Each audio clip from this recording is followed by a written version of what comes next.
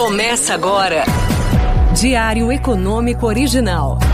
Uma análise das principais informações que impactam os mercados, a economia global e do Brasil. Apresentação: Marco Caruso. Bom dia e bem-vindo ao 20º episódio do Diário Econômico Original.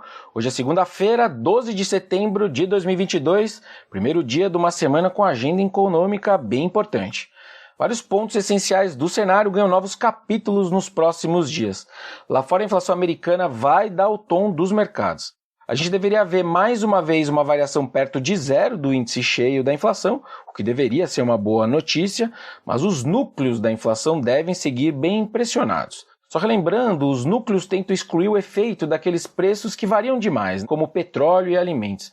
A ideia aqui é justamente pegar mais uma tendência da inflação, ter uma leitura mais limpa de onde os preços estão indo.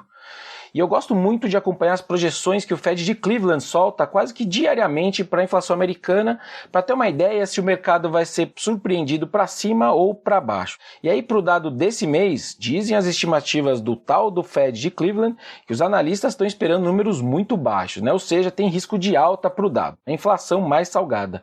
E o pior, se eles estiverem certos, talvez os núcleos de inflação americana voltem a acelerar no acumulado em 12 meses, ou seja, na leitura anual.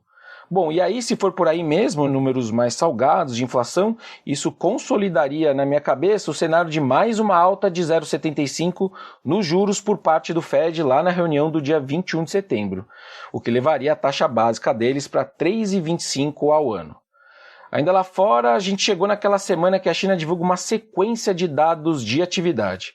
A China recentemente tem mostrado tendências contraditórias nos seus números. Eles ainda derrapam bastante na Covid-19. Hoje, aproximadamente 35% do PIB chinês tem algum tipo de lockdown, se não na cidade toda, pelo menos em algum distrito ou algum bairro. E esse que é um dos patamares mais altos desde o epicentro da pandemia lá em 2020.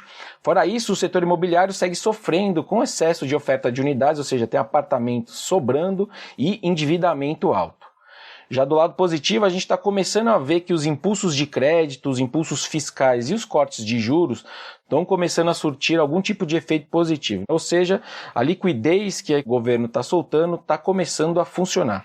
Setorialmente, a gente está vendo produção do aço para cima, consumo de carvão para cima também, boas vendas de automóveis e uma queda nos estoques de cimento. Então aí quando junta tudo, parece que a retomada está vindo de alguma forma.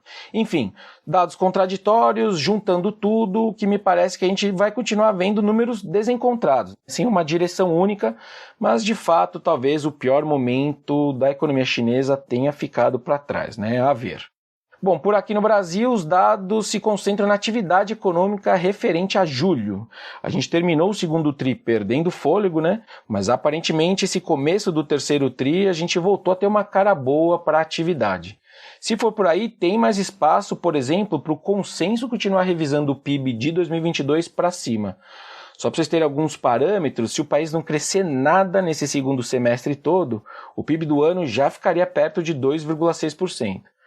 Mas aí, quando eu olho os números que a gente já tem referentes ao terceiro tri, olhando só para a planilha, livre do dedo do economista e dos seus julgamentos, os números já estão sugerindo um avanço mais perto de 1% no terceiro tri frente ao segundo. E aí, se for por aí, esse número conversa muito mais com 3% de crescimento para 2022. Enfim, esse é o viés, mas ainda tem bastante chão. Como eu disse, a gente vai começar a conhecer agora os números de julho, que é o primeiro mês do terceiro tri. Bom, isso é tudo por hoje, pessoal. Bom dia, bons negócios e sorte sempre. Você ouviu Diário Econômico Original. Uma análise das principais informações que impactam os mercados, a economia global e do Brasil. De segunda a sexta, às 7 da manhã, no Spotify e YouTube.